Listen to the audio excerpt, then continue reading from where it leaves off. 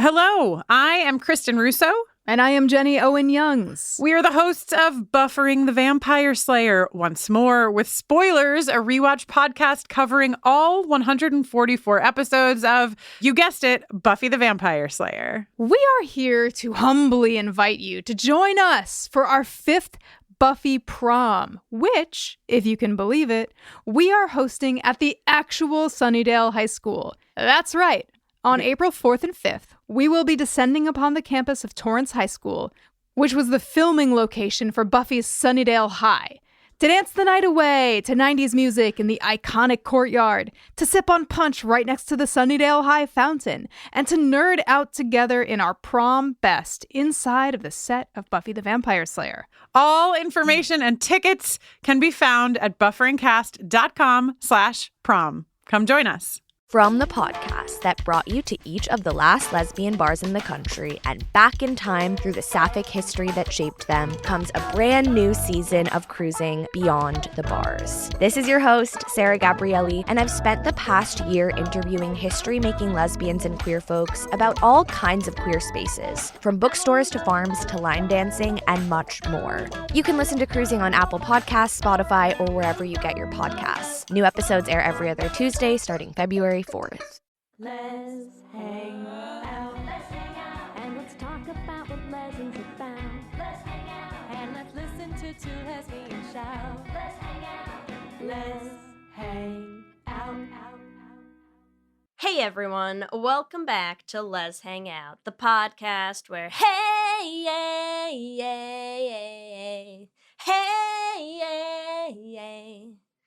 I said hey. What's going on? I mean, you have to. The perfect soundtrack to a lobotomy. Yeah, exactly. There's no other option as a song intro for this episode. From the West Coast, I'm Leigh Holmes Foster. From the East Coast, I'm Ellie Brigida. To those of you who've been with us through this whole journey, thank you as always for listening. If you're a new listener, welcome. We're excited to have you here. Here's what's happening this week. This week in the Lesdom. This Week in the Lesdom is a place where you can touch base each episode about things going on with the podcast or otherwise. In Season 8, we are still releasing our Patreon bonus episodes. Dix the Musical was our last one, and we're going to be doing our next one on Amelia Perez, so get ready for that. If you want to hear those, you can join at bit.ly/lespatreon. In the Greater Lez universe, Lucy Dacus's video came out featuring all the hot masks, and it was pretty much everything we thought it would be. Masks who are hot. So if you haven't checked that out, you should definitely watch. Also, a same-sex ice skating pair, Gabriella Papadakis and Madison Hubble. Gabriella is bisexual, Madison is straight, performed together at the Art on Ice Gala in Switzerland to say, let's have more same-sex ice skating pairs. I don't know about you, but I feel like ice skating is pretty gay already, but you know, if they want to make it gayer, I'm here for it. Also, Amber Ruffin was announced to headline the White House Correspondents' Dinner. Super happy to hear that. Amber is queer and is gonna really stick it to the man, I think. So cannot wait to see that from Amber. I think it's a perfect choice. That's what's happening this week. Back to you, Ellie and Leigh. Thanks, Ellie and Leigh, and welcome to episode 13 of Season 8, our next installment of Lez-ssentials. Lez-ssentials is a recurring segment on the show where we dive into classic lesbian movies or TV shows. And as a reminder, for every Lez-ssentials, we are writing and recording original songs, so stick around to the very end of this episode to check out our original song based on Sense8. It's called Some of Our Parts. It's great title. And for this Lez-ssentials, like Leigh said, we are talking about the 2015 Wachowski sisters TV series Sense8, starring Jamie Clayton, Bae Doona, Tina Desai, Tuppence Middleton, Max Remelt, Miguel Angel Silvestre, and Brian J. Smith. That's Incredible. all of our 8 Sense8s. There are Daryl Hannah also stars in this. You know, it has an incredible cast. But I figured, you know, we'd kick it off with the 8, the core 8. The core 8. And also, How could you forget them. Daniela Velasquez? Listen, we're going to talk about Danny. We're I going to know talk about you love everything. Danny. We don't have enough time. We need like 4. Can we do a part 2, part 3? Yes, How many please. parts of this episode can we have? So, you know what else is just, sorry, I know we're getting to the synopsis, but you just said out loud 2015, and it hurt me. It hurt your soul, I know. In my soul. I'm in pain all of a sudden. How is this a decade ago? 2015 to That's- 2018. That's crazy. That's crazy talk. What are you talking about? Take it back. Take it back, stop it. I don't like it. So, anyways, if you haven't watched Sense8 in the decade since it came out, here is the IMDb synopsis for the show. A group of people around the world are suddenly linked mentally and must find a way to survive being hunted by those who see them as a threat to the world's order.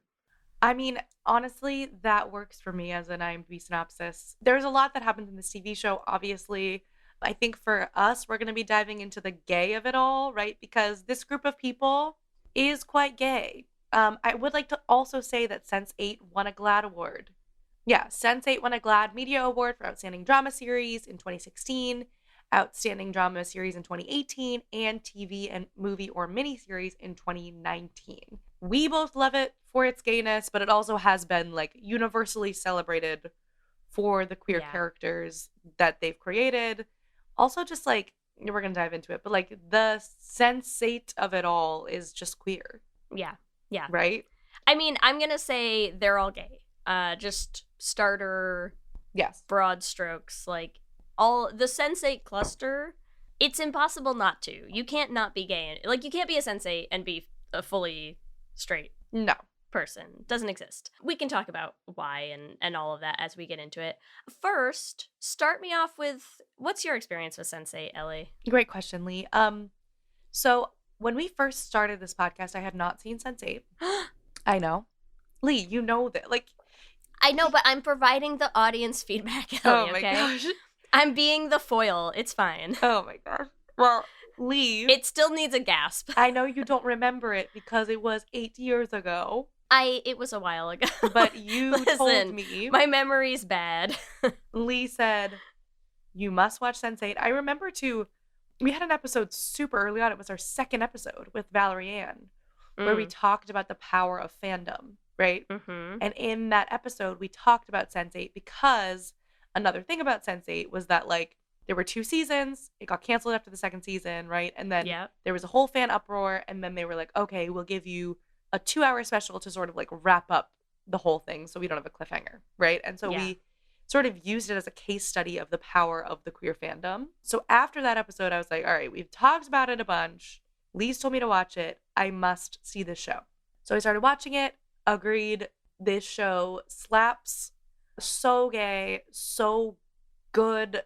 I think too, I mean, we've done a lot of Wachowski stuff on the podcast.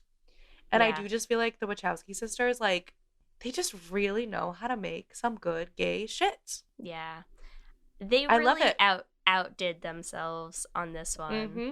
I love it. What about you, Leigh? You know what's funny? I was trying to remember, as like you're making fun of me for not being able to remember. I cannot remember. I don't think there was anything momentous when I decided to watch this. I feel like it was on Netflix and I just saw a trailer for it. And I was like, that sounds interesting. Like, I'm always, the sort of sci-fi-ish kind of premises always seem interesting to me. So I feel like I just saw it on the Netflix start screen or something and was like, oh, we should try that out. And then looked into it a little bit, and you start realizing like, oh, it's the Wachowskis. It's like all this stuff. And so we started watching it, and I do think we watched it early because I feel like I remember watching season 1 and then the break in between. Like, I think we rewatched season 1 before season 2 came out. Then we watched season 2. Then it was this huge, like, I mean, I still listen. There are 2 seasons of television that to me are just, I think, the pinnacle of TV making, like the craft of creating a television show.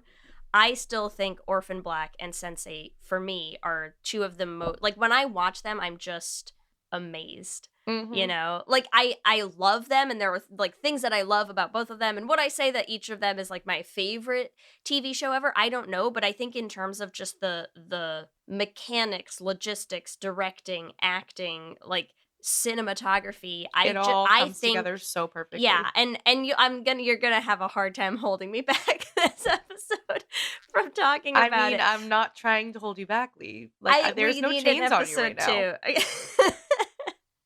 The chains are in my mind.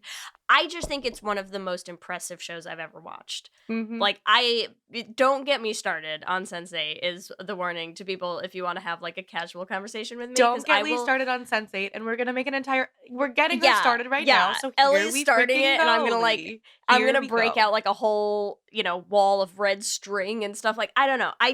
I fucking love this show so much. And so we watched season 2, then you get this, we're not renewing it, and I was incensed. I was so mad. I was like, how are you not going to renew what is like just a gift on this earth to the world to exist? Mhm. Like, how are you not going to renew this? I'm sure it costs $8 Yeah. bajillion I to think make. we can all, if any of you have seen Sense8, you understand the budget must be insane because they Oh are my shooting God. on location. In 8 different countries. It's Yes. crazy. I mean, it's crazy. It's a crazy show. But that's the thing is, like, how did you do this? How did you do this? And even this, like prepping for this episode, I learned even more things that that just make me feel even more like, I'm like, wow, I don't think I was appreciating it enough, truthfully. Like, What did you learn, Leigh? I learned, I read more things about how the direction was done. The Wachowskis weren't even directing on location in most of those places. They had different people, different directors for every country, basically, like for every major city that they filmed in. So you had different people responsible for making sure that all of those visiting cutscenes, traveling to each other, like that everything always was perfect. And I don't know how anybody made this happen. This show is insane. So, anyways, okay. I remember we were incensed, and then the finale came out. We rewatched the whole series again to watch the finale. Like, I love this show so much. I have so many thoughts about it. We can talk about as many of them as we have time to get to. But I just think it's incredible. I still tell people all the time to watch it. I'm like, it's just so As good. you should. I will As I say, so I should. did a rewatch, or at least started a rewatch. I did not finish the rewatch before this episode, but because I've already seen it all the way through, Leigh has seen it 50,000 times, as you can. You know what's funny? I mean, you know me. I haven't. I've probably watched the full thing through like 2 or 3 times, which is Still. impressive for me because like we just don't usually have time to rewatch a lot of stuff. Yes. This, and honestly, even just because I didn't have time to rewatch to prep for this, but I've been like rereading a lot of the synopses and the stuff like that, and kind of diving in with what time I can find. And I'm just like, man, we need to watch Sense8 again. I fucking love this. It's so good. It's so good. My So yeah, babies, I love them all. I know. The other day I was I had a little bit of a sick day, and so I was just in bed all day, and I was like, all right, let me watch Sense8, and I watched like pretty much the entire first season in one day. And also was talking to like one of my friends, Ty, who's in the Femmes, and she was like, oh my god, Sense8's one of my favorite shows. So then we like sort of got into that. Like, I do feel like if you've seen it, you love it. It's like, if you haven't seen it, you should. That's it. Those Yeah. are the only 2 options. You've seen it, you love it. You haven't seen it, you need to watch it. That's it. But yeah, let's dive in, Leigh, because if you have we have a lot of things to talk about. Well, here's what I want to say. I do, if people haven't watched it, I mean, first of all, if I have not impressed enough upon all of you listeners, if you haven't seen Sense8, please go fucking watch Sense8 right now. It's on Netflix. It's the best show you'll ever see. Here's like can I give like a super quick, because we're not going to have time for a real We step-by-step cannot give a plot step-by-step, walkthrough. but yes. But can we do like a real quick overview Sure. plot, maybe, just to get us in it, okay? Sure. Okay, we open in a church. Oh god, real quick, everyone. It's Angelica. No, I'm sorry. Okay, so we meet 8 people, okay? And it is going to be, the thing that's going to be a little hard about us talking about this, if you haven't watched it, is there are a lot of people. There's a lot of characters in this show. We're going to be talking about them all pretty comfortably, I think. So I'm just going to give a quick overview of the Sense8 cluster and a little bit of the world of Sense8 and what it is. Okay, here are the 8 people who are the core characters of Sense8. They are in the cluster of 8 that we're going to talk about a lot. So we meet Lito. Lito is a Mexican movie actor. He's just a beautiful gay man in love with his old boyfriend, and I love him so much.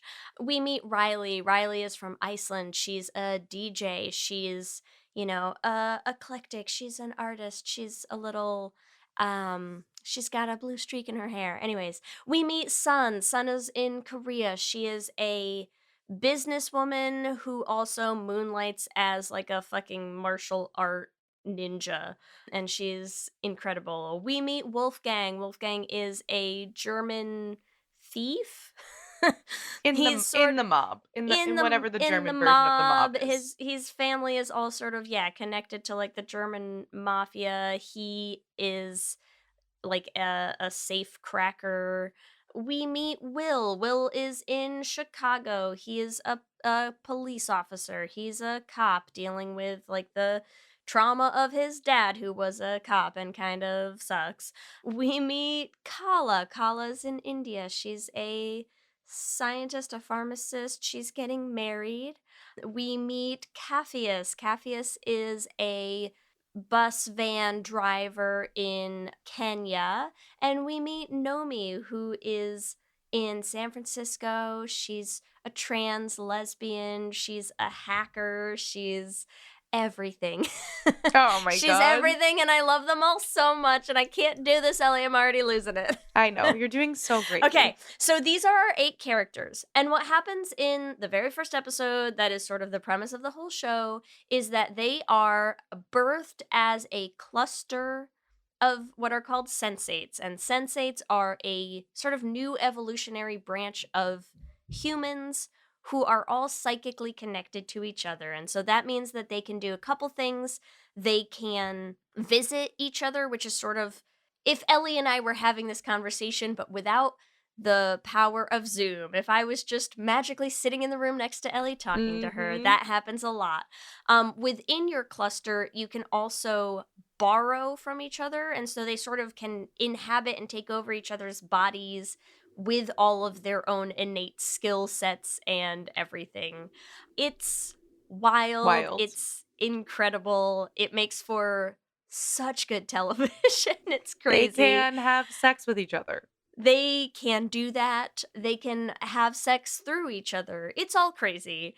And so, but also what it gets a lot at, that I think from the perspective of what we're going to spend a lot of time talking about, is you just have 8 very different people who are now innately connected in a way that they are almost like the same person in some ways, and also distinct people, but they're connected in a way that refuses to allow boundaries, right? And forces you to experience other people and other lives in a way that our regular human experience doesn't. And so there's a huge portion of the show that is all about like, what is it like to be that connected to other people? What does that teach you about them, about you, about the world, about everything?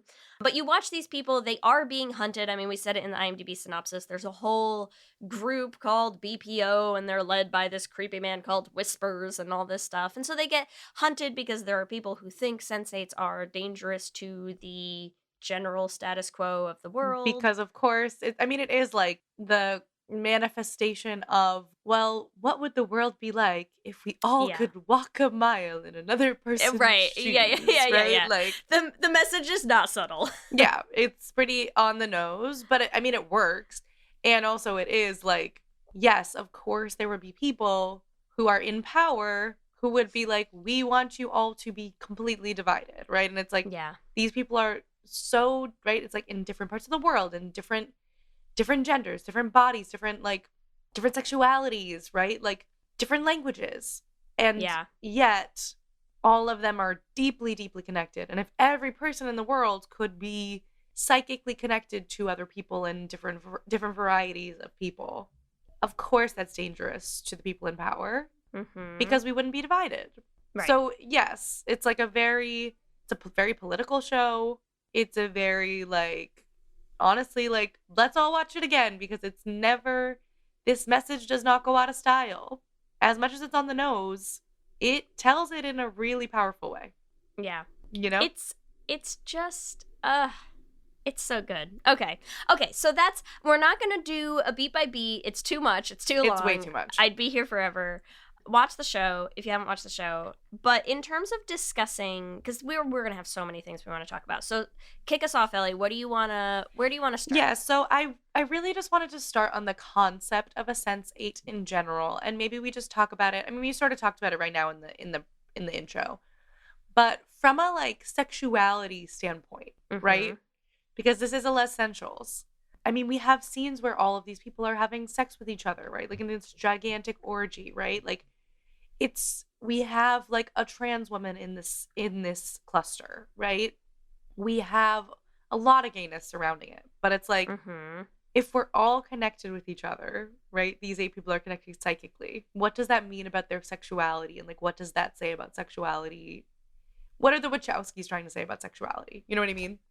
Yeah. What are your thoughts? Here's the thing. When I first started the show, I don't even think that I knew it was going to be gay, honestly, from the trailers. I can't remember if I knew explicitly or not. But when you just get that first, I think in one of the very first scenes when you meet all the cluster, that when you meet Nomi, she's like doing her HRT shots, right? And I just think like right off the bat, I was just like, yep, here I am. Here I'm in it now. Because there's something that you and I talk about a lot, right? About this way in which I think queer people existing in the world that we exist in are constantly forced to empathize with heterosexuality, to be aware of, to think about, to examine, to be bombarded with heterosexuality in a way that it, like, I say all the time, I'm like, do I get it? No, but I get that that's a real thing, that there are people, as much as we joke about it, there are straight people in the world, seemingly all over the place, bafflingly to me, but they're there, you know? And I feel like we talk all the time about, like, what would it be if straight people had to have that experience? Right? Like, what would it be like if straight people just had to think through the reality of queer people existing of all flavors, you know? And so you put us in this setting where you have these people who suddenly get to feel the feelings, experience the life of a gay man, of a trans lesbian, of, like, you're seeing their stories and you're seeing other people who aren't them live those stories with them. And it's just like, yeah, that would fucking change the world, you know? That would change everyone. Because how would it not? How would it not? Exactly. Well, it's just like it's that, exactly. Well, it's the empathy, right? It's the empathy piece, right? Where it's like, we have a lack of empathy in this world right now, right? And it is like, yes, if you could actually live that life, how much more empathetic would you be? How much would it change your entire value system? Yeah. You know, like, a lot of these, like, and that's, I think, the thing about Sense8s, like this particular cluster that they chose, right, is like they are so distant, like physically distant from each other. Yeah. It's relatively difficult for them to get to each other. Like, yes and no, like they can fly, right? But like it's a moment, right? Like, because they do have times when they see each other actually physically in person. Yeah. Right? Yeah, especially later in, like, season 1. Season is 1 not is a more, ton. yeah. Season 2, you get a lot more of that. Like, it is possible, right? Yeah. And also, okay, somebody in Kenya and Chicago are so, like, physically distant from each other. Yeah. And also, like, so connected, right? And so I do think it just changes your perspective on empathy. Yeah. And I think that from a sexuality standpoint, just like from the LGBTQ community, like, Will freaking Gorski, this like straight cop, being Nomi, you know, is like such a like, yeah. And like, Will doesn't seem to be homophobic. Like, I do think there also is a choice in this to not really lean into any of these people in the cluster being anti anything. Yeah. I would find it really fascinating. I think maybe they just were like, let's just choose to not lean into that because it's too on the nose. Yeah. But I would be No, it's never a thing. It's never I would a be thing. fascinated to see this concept super taken like I don't know, like a super conservative person in the South Yeah. now has to be Nomi. And like, how do they react to that? But I do think the way that they do it is the correct way, where it's like most of these people are blank slates in terms of prejudice, Yeah. you know? But I think that it would be interesting to turn that on its head. It would be funny. I mean, for sure. Like, Yeah. because the thing is you do get, especially as the series continues, and I think they started leaning more and more into all of the sort of like orgy cutscenes. Mm-hmm. Where it's like, if one of you's fucking, we're all fucking. Yep. Like, and so you get these really incredibly shot scenes, and they're always artistically, aesthetically beautiful. I also just, okay, let's just say this. 8 people, right? Yeah. Don't you think at least once a day one of them's fucking? I mean, they were being hunted to death, so there was that. Still, they I were feel a like little busy, Ellie. I do feel like Nomi and Amanita are just like constantly fucking. They're fucking bunnies, yeah. They're Yeah, just so I'm going like, at it. I like obviously for the like and Leto and Hernando. Yeah. I just feel like for the like for Wolfgang and any woman. yeah, like I don't know, I'm just saying there are many days where I think those people are having sex, right? Mm-hmm. Like just like logistically as a sensei, like to just be having like it's like the time differences, right? For like Kala to just be like having an orgasm like in the middle of her class every day. Like I know that they were just like, we're not gonna lean too much into that because if we do, then nothing else can happen in the world. But that's all you can think about. That's all I can think about. I'm like, they pick Ellie, and choose. It's the song I'm writing for you right yeah, now? yeah. It's that times 8, right? Okay, yes. I'm just thinking if someone was psychically connected to me personally, they would have a hard time. I'll give some context. Not about that comment. I'm letting that one sit on its own, okay? All I'm gonna say is I'm writing Ellie a song and it's all about, if you're trying to get through the day and all you can think about is the great sex you had last night. So I'm writing Ellie that song. Imagine if that was just like a constant thing, like sort of physically happening to you in some way. Exactly. That's all I'm saying. That is all I'm saying. We don't need to dive too much into that, but that's all I'm saying. Logistically, I feel like that would be a nightmare. But yes, so that's, I feel like, just like the Sense8 of it all of them being connected. I don't know how much more I want to talk about that, but we'll talk about it, I guess, through the characters, right? I want to talk about one thing, which is, allow me, if you will, the slight, moment of time that I will need. Because while we're talking about this, can I read Nomi's speech?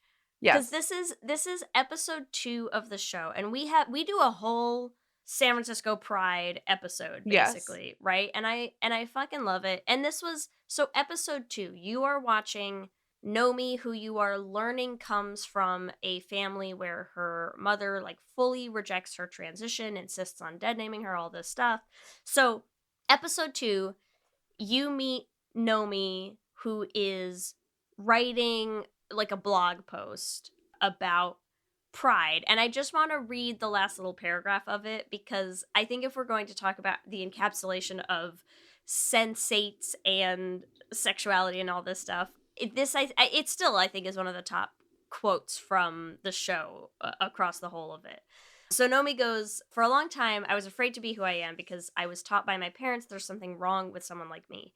Something offensive, something you would avoid, maybe even pity. Something that you would never love. My mom, she's a fan of St. Thomas Aquinas. She calls pride a sin. St. Thomas saw pride as the queen of the 7 deadlies. She saw it as the ultimate gateway sin that would turn you quickly into a sinaholic. But hating isn't a sin on that list. Neither is shame. I was afraid of this parade because I wanted so badly to be a part of it. So today I'm marching for that part of me that was much too afraid to march. And for all the people who can't march, the people living lives like I did. Today I march to remember that I'm not just a me, I'm also a we. And we march with pride. So go fuck yourself, Aquinas." Yes. Nomi out. I mean, it's just like that as a sentiment is such a distillation of queer life, queer identity, queer pride. and also connects it back to this bigger thing of like, I'm also a we, right? When Nomi writes that the Sense8 cluster is like barely getting rolling, like they have not fully even figured out what's happening to them. She doesn't know that she's actually 8 people or 7 other people now, right? She knows that she is connected to queer people in a way that is meant to sort of reflect this connection that the Sense8 clusters have to each other, right? This idea of shared experiences connecting you to each other that I think queer people resonate with deeply, right? Like we say that all the time, that it's like you meet another queer person and you immediately know that you just have so many things in common with each other, whether you are completely different people, whether your interests align at all. You just know that there are commonalities that are going to exist between you by virtue of having the shared experience of existing as a gay person in the world, right? Yes. And I think that episode 2, episode 2 of this show, where you've already, like, you're watching this trans lesbian exist, take her hormones, be in love, fuck her girlfriend. I know. Like, Also, can we just talk? I'm sorry, real quick. Well, you want to we talk can rainbow about dildo? I mean, that it's great. rainbow dildo. It's such a good scene. It's just so good. To be honest, all of the sex scenes in Sense8 So good. fucking slap. They're just great. Like, great sex scenes across the board, whether they're orgies or not, whether they're Sense8 cluster fuckfests or not. They're all good, okay? So they're really hitting hard on this concept of like, yes, shared experiences connect people. That's the point. That's the point. Yes. That's what it is. And I fucking love that speech. I still, like, every time you just get like goosebumps watching it, you know? It's so good. It's so good. It's so good. Yeah, and the choice to start us at San Francisco Pride is not lost. No. Right? So I would like to dive in on Nomi and Amanita. Yes, because this is a Lez-ssentials, people, so we must talk about this lesbian couple. And I will say, in terms of lesbian couples in media, they're fucking high up. Yeah. Like, really high up. I don't know, like, maybe top? Like, very high. Fucking love Nomi and Amanita. They are so There's good. no way not to. And you know what's funny? This has nothing really to do with Sense8, but when we started watching Sense8, this was at the time where Kelsey and I were back watching Doctor Who a decade ago. Yeah. And the actress who plays Amanita also was in Doctor Who, and she plays a character named Martha. And what's funny is when we watched her seasons in Doctor Who the first time, we kind of didn't like her that much. Mm-hmm. And so when we came into Sense8 and she was there and we were like, oh, I don't know, like, are we gonna like her in this? And instead, you know, you're like 10 minutes in, you're like, I would fucking die for Amanita. She is a gift to the world. Yep. So first we like fell in love with her as Amanita because she is just like, what's like the lesbian equivalent of a wife guy? Like, yes, she ride or fucking dies for Nomi. Yes, she is and incredible. Here's the thing too that I think is so important. Like, obviously, Nomi is a trans lesbian. We start at Pride. Amanita is a lesbian introducing her girlfriend to her friends. Yeah, and her you friends get the are flashbacks. Turfy fucking dicks. Yeah. And Amanita literally like reads her friend to filth and is like, fuck off, you suck, goodbye. And then Nomi is crying. This scene wrecked me. Like, when I rewatched it, I was like, this is the most beautiful scene I've ever seen in my life. Yep. And she's like, why are you crying? Like, you know, people like that usually don't get to you. And she's like, it's not her. It's no one's ever defended me before. And I'm gonna cry again. It was so beautiful. So it's when you just have like if we were a visual thing, you'd need the little like just a minute loading screen. Give me a minute while I technical difficulties. Together. But it is like, even without the clusters of it all, the connection between these two people in real life, not psychically, is so beautiful and meaningful, and also crosses boundaries in a 2015 time where like cis lesbians still, but cis lesbians in this San Francisco Pride are being Yeah. turfy dicks. Yeah. And that scene just really got me. Like, also juxtaposed with rainbow strap on, slapped to the floor, literally soaking wet. Happy Yeah. Pride. Happy Pride. And you know what this is, again, the thing about why it does matter sometimes to have people telling their own stories is like, do I think that it has to be a series created by trans women to tell that story? No.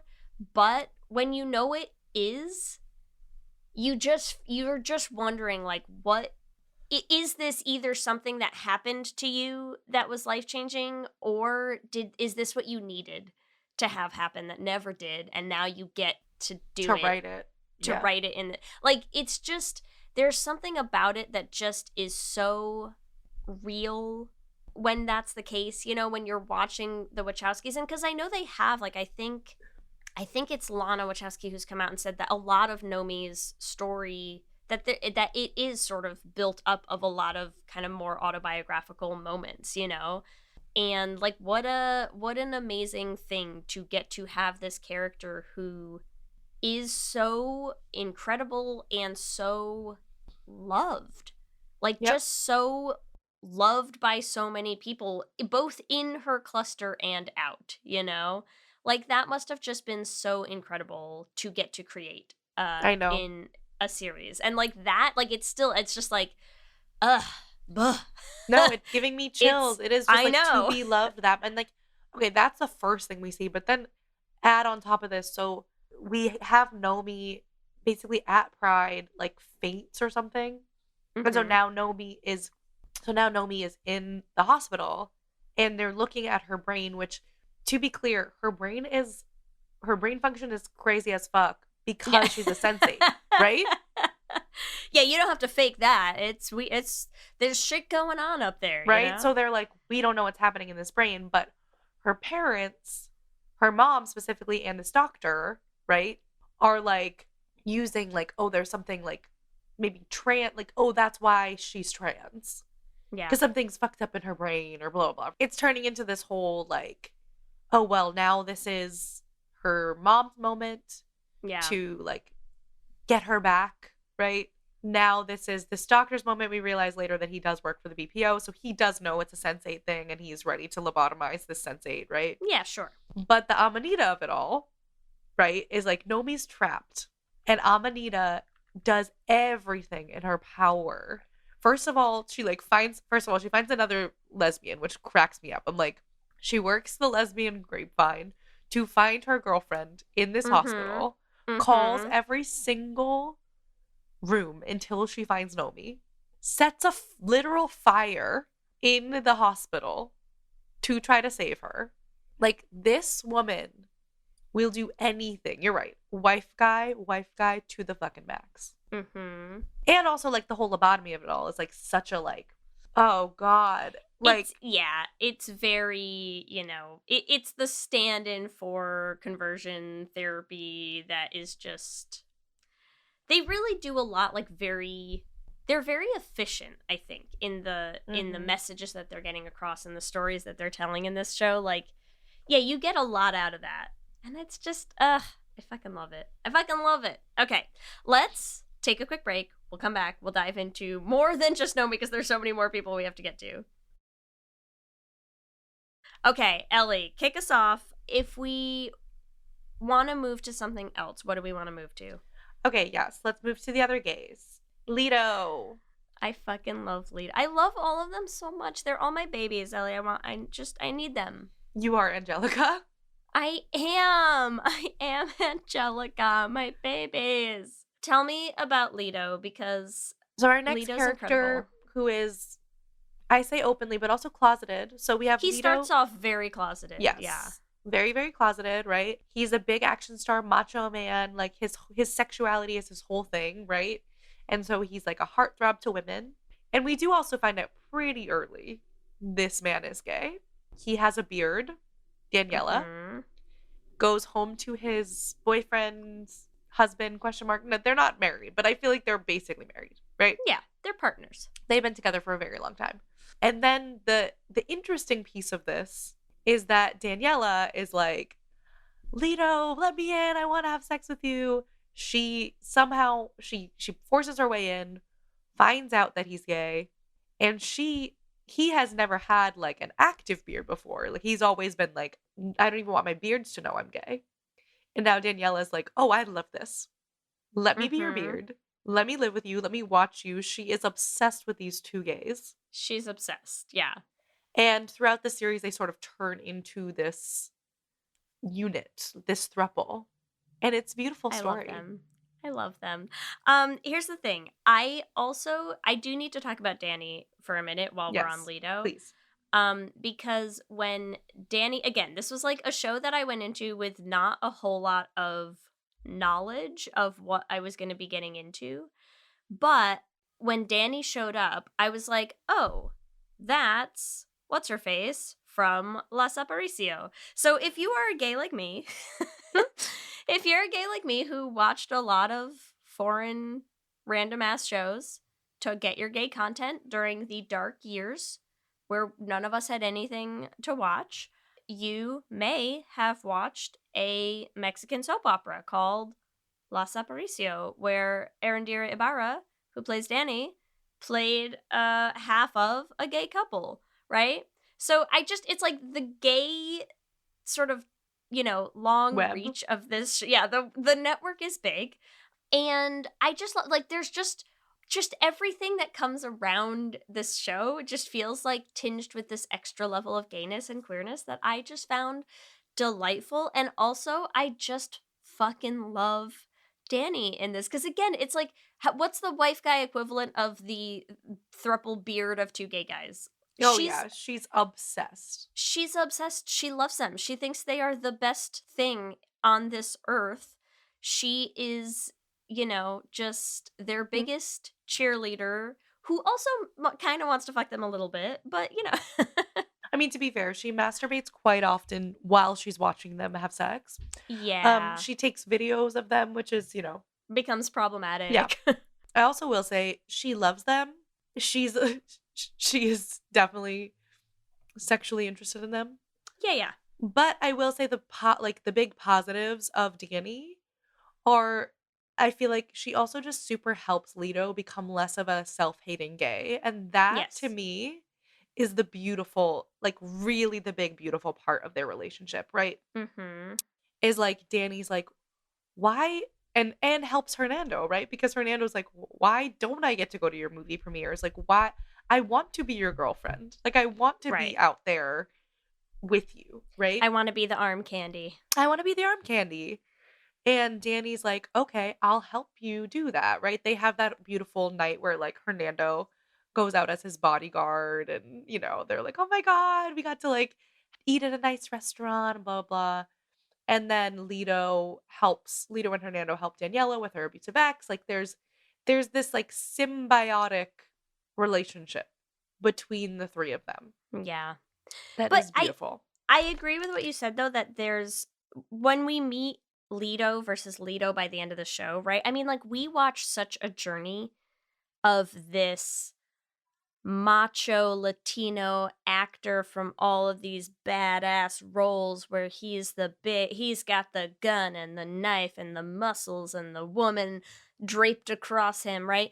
Watching that guy come out, be at Pride with his boyfriend, and like there's so much that we get to see these people do for themselves and do in the context of, here's what it looks like when you have the strength and the conviction of support, right? Like when you have a whole team behind you, you got your people there for you, you can do anything, and it's just like over and over and over again you watch that story play out, and you get to watch it play out especially for like two explicitly queer characters in queer ways like that. I think for the queer people watching, you're just like, wow.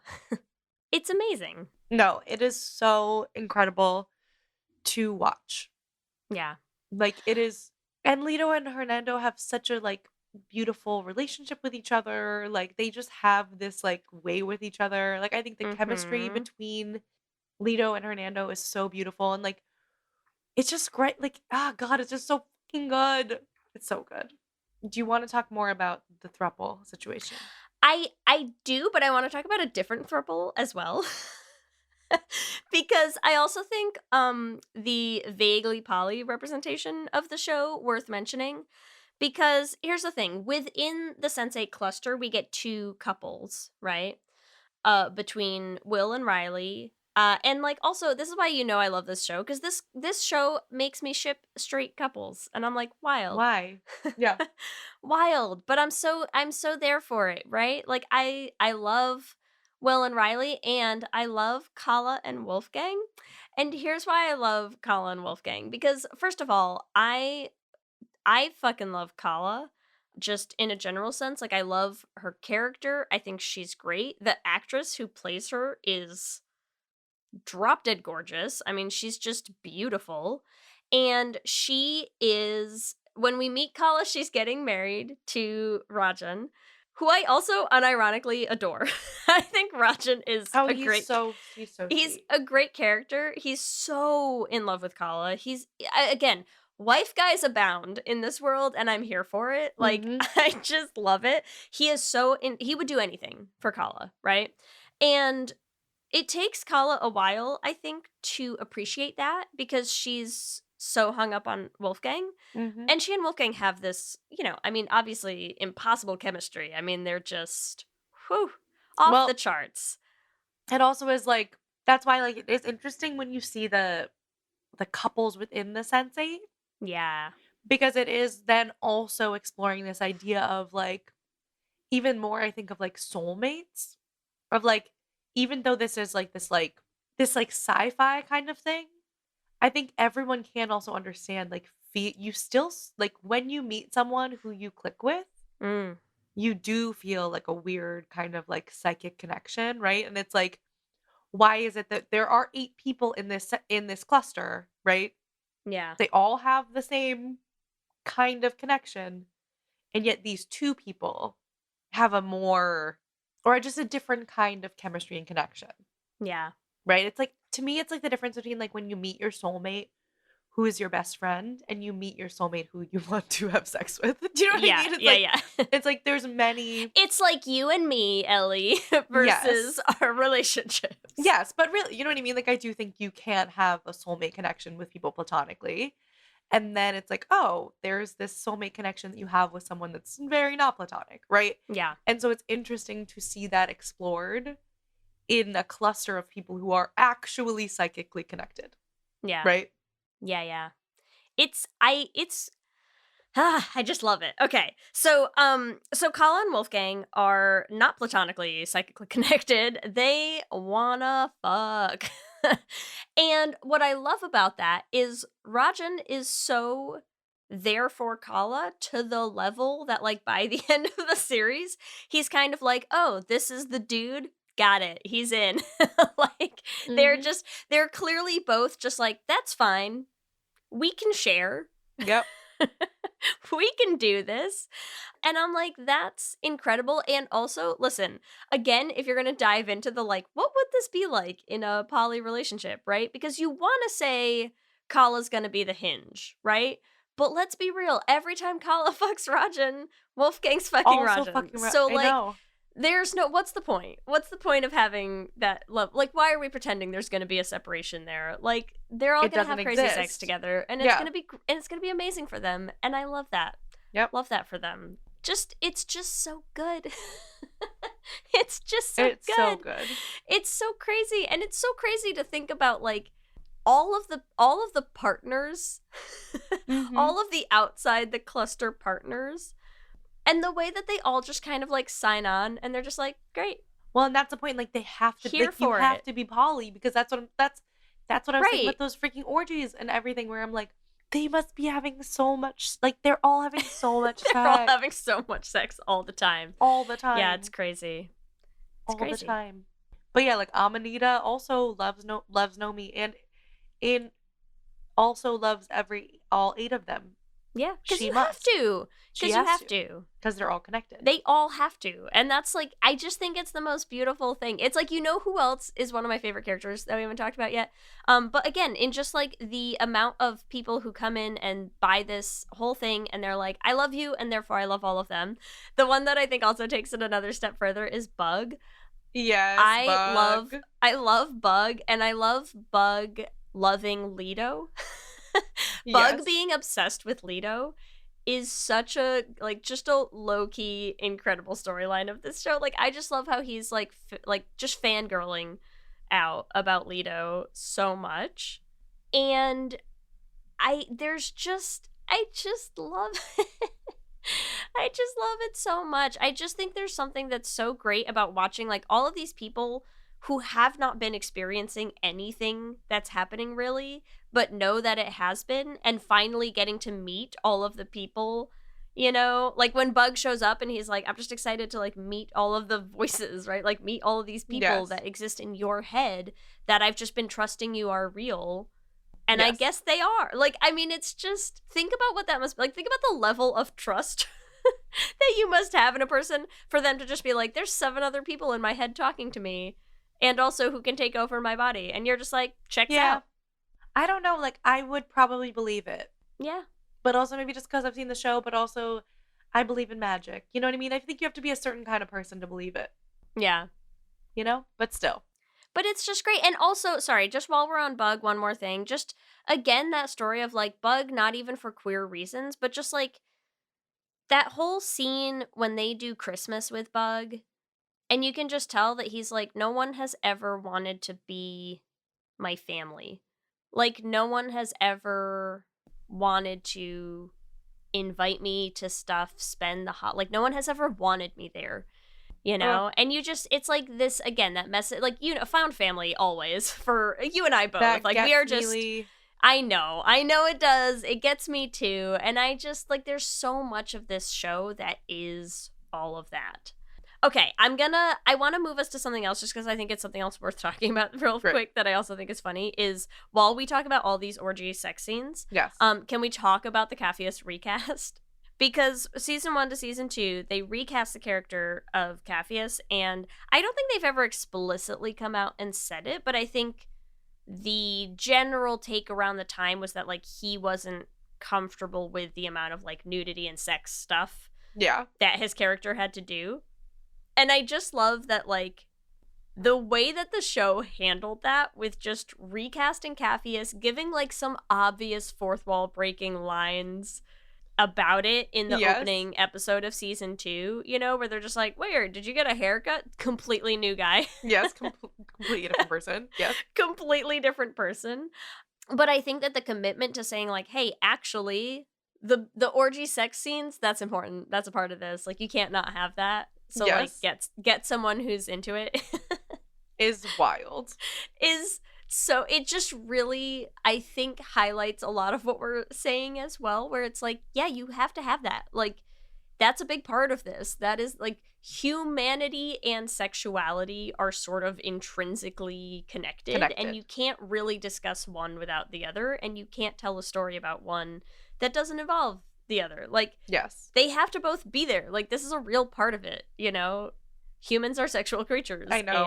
And they really I just think that's so funny. That is so funny. And in general, they just don't shy away from it. Like, even just, like, yes, the orgy sex scenes, but also, like, the fact that, like, isn't Will naked at Kala's wedding? Yes. Right? That's why she faints. Yeah.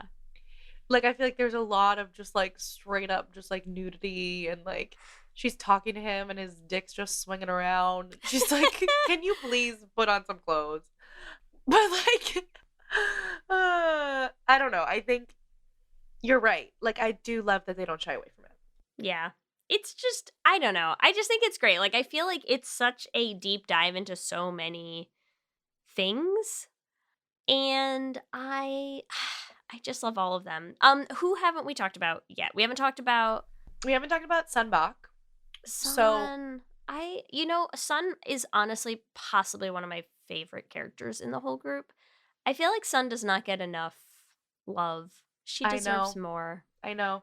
Well, I feel like the big thing with Sun, right, is, like, this also is like talking a lot about patriarchy and Yeah. like family duties, dynamics and duties, and like the fact shitty that brothers. yeah, her brother's fucking horrible. Oh my god. Yeah.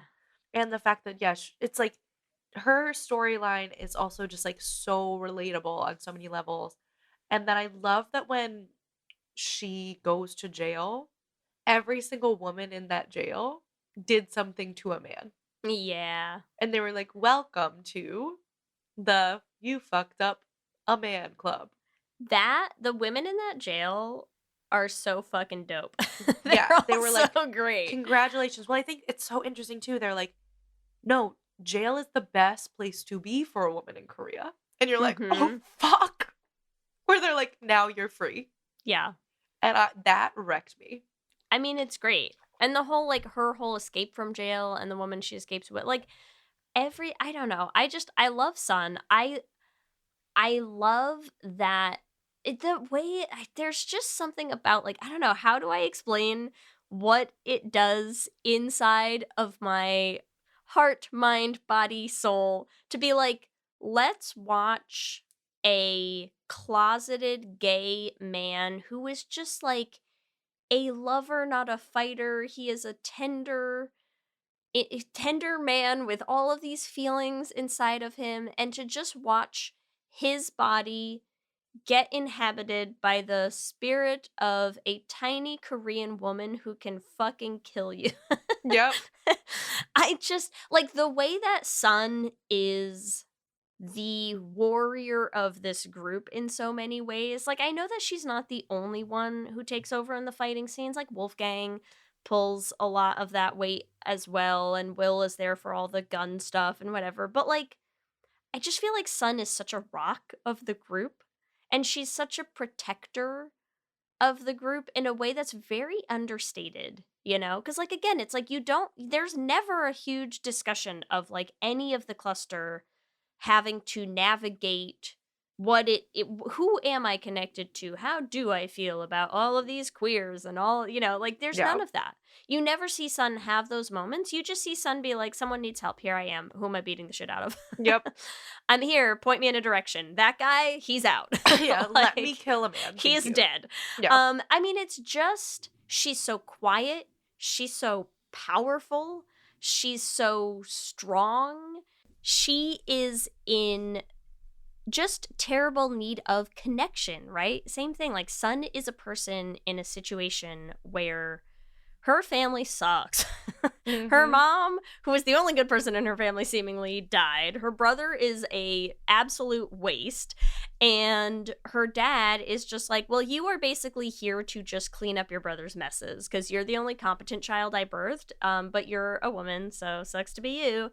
Guess you gotta make up for all of this, right? And so you just watch Sun be just, she's so stoic, and she's so, like, she's so understated, I think, that it's easy to lose her story in the midst of all of the, you know, outward romance, passion stuff that's going on. But I don't know, like, I love her. I know. I love her It so hits. much. I love all of them. Who else haven't we talked about? We should talk about Capheus. Yes. I mean, Capheus also has the familial kind of duty situation going on, right? So we have those themes. I think one of the things I really love about Capheus in terms of the cluster is, like, I do feel like each person in the cluster brings a different perspective, right? Yeah. And one of the things that I think is so beautiful about Capheus's perspective is, like, when he sort of, like, transports to Riley flying, right? And to Riley, being in an airplane is like, okay, sure, I'm on a plane, right? To Capheus, it's like, you are in the sky. Like, can you really, like, it's like there's like a childlike innocence to the way that he sees the world. Yeah. And that, like, reminder of, like, the beauty in things that, like, you take for granted, right? And I find those scenes to be really beautiful as well. Of, like, when you're saying, like, walk in another person's shoes, like, also, like, to see your own life through someone else's eyes, Yeah. right? I find to be really beautiful as well. It's Right. like getting to watch the whole Victorian child meme in real life, you know, where he's just like, what is this? A coffee machine? How? Exactly. He is great. He is great. We haven't spent a ton of time on like Will or Riley either, but like, I don't know. I just, Ellie, I need to talk about this show for like 4 hours. I have I know a problem. there's so much. There's so much to talk about. I don't even know how. Well, I what feel do like- you okay, well, what do you want to talk about? Like, there's no time restrictions here, Leigh, even though there are. But Ellie's would like, you- there's no time restriction. I but gotta I go. have to Okay. leave. But what are your thoughts on Will and Riley? Just tell me. I love them.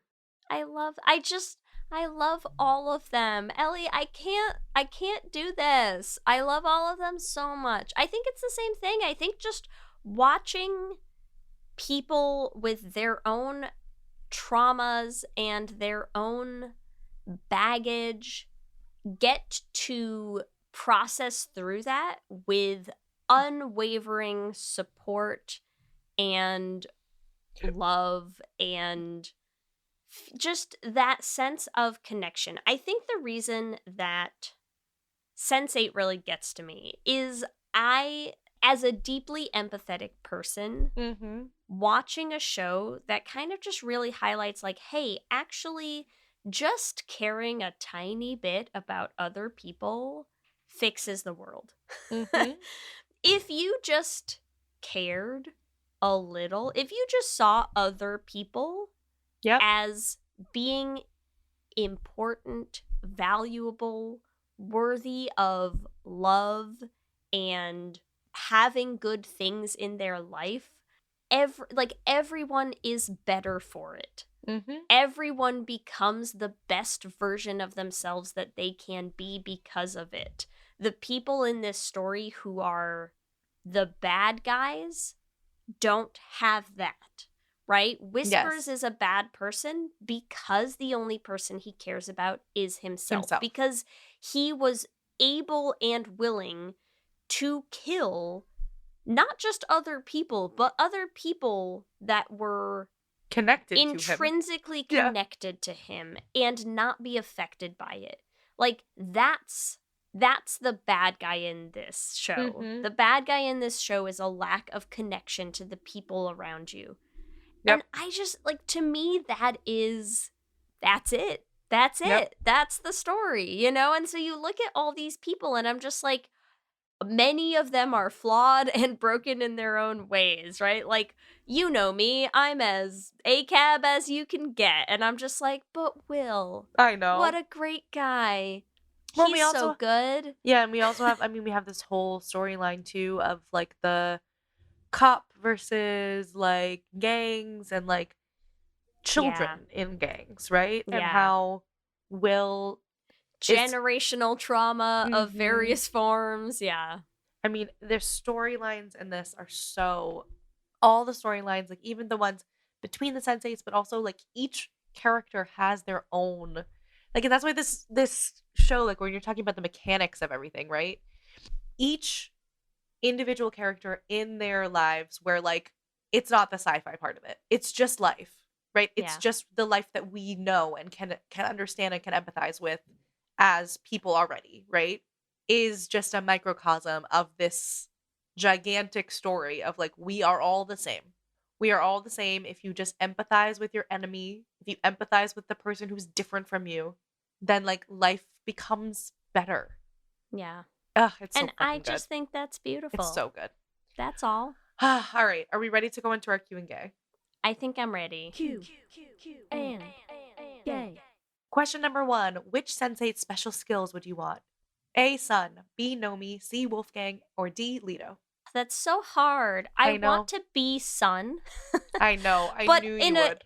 In a general sense, in terms of what I think would actually serve me more in life, I Nomi's skill set, That would the be- hacking. that the computer stuff would Yeah. be incredible to have, but also Sun is such a fucking badass. Yeah, you feel like how often do you really need to kill someone? You know what I mean? How often are you trying to kick someone's ass, Leigh? I don't know. Yeah, well, how often would I try if I had Sun's skill set? I think is the real So question. true. You gotta So ask, true. right? So I think I'll still go with Nomi, but it's a close second. Yes. Question 2, Ellie. Would you want to be a Sense8? A, yes, or B, no, stay out of my mind. This is hard because I'm like, in theory it sounds good, but I can't stop getting hung up on the sex thing. Like, I just can't. But also, would you love it though? Like, yes and no. Like, Leigh, I already can't focus on my day-to-day tasks. Like, I know it's a problem. I think I need not many people having sex in my body. So I'm gonna say B, no. Stay out of my mind, people. Even though it God, seems pretty I'd cool. be such a hard yes. It's so funny. No. I want to live in the world where Sense8s are real, and then I want to be one. yes. Yeah. Question number 3. Who's your favorite couple in Sense8? A, Nomi and Amanita. B, Hernando, Lito, and Daniela. C, Kala, Rajan, or Wolfgang. Or D, Will and Riley. It's so hard. I mean, listen, I would die for Nomi and Amanita. That is, like, they're I know. everything. They're everything, but I love all the others too. Like, this show Really, they did such a good job that it's an attack, and that's great. Yeah, it is an attack. Okay, question 4, Ellie. Where would you most have wanted to film? Out of A, San Francisco, B, Seoul, C, Mumbai, or D, Berlin? Ooh. I feel like Mumbai, Yeah. seems so beautiful. I know, it's like, it's a shame that all of the scenes there, like, so many of them were kind of devolved into the mob hunt for Rajan and his father scenes and stuff that, Mhm. like, were a little chaotic. But so, like, it's just, everything was so beautiful there. Like, Mhm. but also there were, I don't know, they got to go to so many cool places. They got to do so much cool. I'm just like, I don't know how this show exists. I don't know how they did it. I don't know how they directed it. I don't know how, like, imagine having to go and film, like, the same scenes, like, weeks and weeks apart in, like, different countries. It's crazy. It's crazy. It's so It is crazy. crazy. All right, Leigh, final question. Which of the cluster is your fave? This is an open-ended one for all of you. So which one? Just How dare you? make your choice. Pick your fighter. How dare you? I don't know. I think I want to say Sun still. I don't know why I love Sun so much. I love all of them so much. This is really, it's a very flat ranking in my brain, but if I had to pick, I think Sun, the actress, does such an incredible job in this. Like, really all of them do. Is it just what's it called? Proximity effect, the last one we talked about? It might be. It's very possible.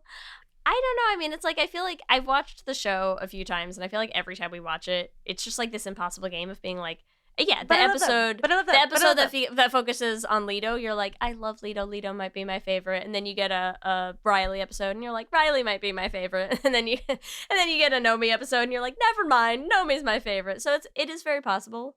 But I'm gonna say Sun if I have to pick one. And I'm curious to see, we're transitioning to our new Instagram question setup, so you can all give us your fave. It's open ended. We're not gonna limit it to 4 choices.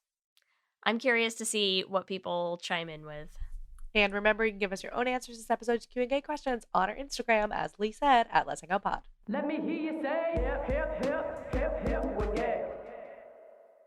We love hearing from you and continuing to create this community, so we like to shout out some of our favorite things each episode. This week, I have to do a shout out to the Agatha All Along Instagram graphic, which just keeps popping off. I think we have almost 15,000 likes on it and lots of comments. I feel like it could honestly be a whole episode talking about this, where we talked about wanting more older lesbian representation, and a lot of people were throwing out all their other suggestions. Way Hot, The Loyal Pin on YouTube, Killing Eve, Gap, Affair, Pluto, and 23.5. At Hello Caitlin gave a lot of good suggestions. And then also XX Psych Ward Bitch _XX said, Did we just collectively forget about the L word? And I like to say, of course, we did not forget about the L word. And if you are a gay who has not seen the L word listening to this show, it's worth another watch. Some of the shit doesn't age well. And also, it's a time capsule of queer community at that time and is still one of the only shows that featured all queer women instead of just like a few people hanging out there. So definitely check out the L word if you haven't. As always, I want to thank our Lesbian Jesus patrons, Mark Foster, Lizette Stye, Adi Benitez, Sophia Phillips, and Armani Gucci. and our King Princess patrons, Amy and Ellen. And Andrea Doucette, thank you so much for supporting us. We could not make the show without you. Remember, you can also find us on all social medias. We are on Instagram, Facebook, Blue Sky, and TikTok at Lez Hang Out Pod. You can email us at lezhangoutpod@gmail.com. You can check out our website at lezhangoutpod.com. Whatever app you use for podcasts, make sure you subscribe so you'll be the first to know when new episodes drop. We also have videos going up on our YouTube channel, so make sure you subscribe at youtube.com/lezhangoutpod to catch them. Lez Hang Out is an independently produced show hosted by us with audio production by me. Our production assistant is Kristen Murison, and other podcasting shenanigans by Leigh Foster. If you want to help support the podcast, there's a couple ways you can do that.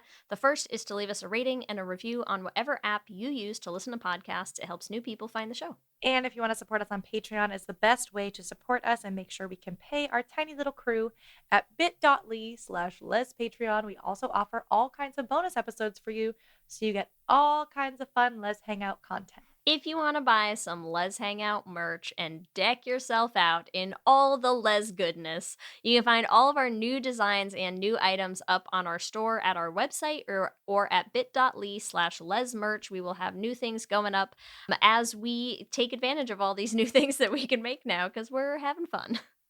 And remember, we have a queer production company making queer podcast musicals with guaranteed happy endings. You can find everywhere at $1beanprod. And you can check out our website at dollarbeanproductions.com. You can listen to all the episodes of our first show, The Flame, on any podcasting app, and our second show, Journey to the Heart, also on any podcasting app. And if you want to help support us in making more musicals, you can join our Patreon at bit.ly/dollarbeanpatreon. If you want to follow us individually, you can follow me on all the social medias at Ellie Brigida. You can find me on Instagram, TikTok, and Blue Sky at LSH Foster. With that, I'm Ellie. And I'm Leigh. And let's hang out again soon. Let's hang out.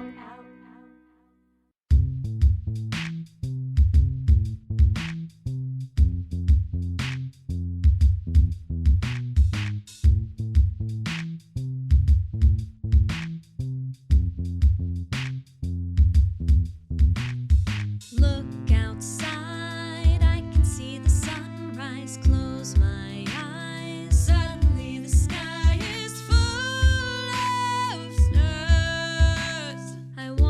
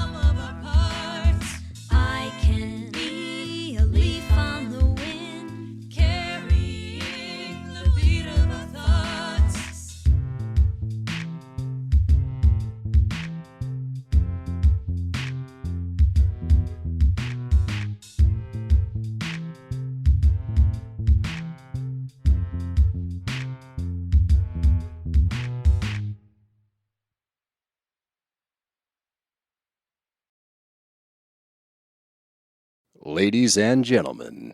What are you doing? What do you mean? I'm making Just keep it simple.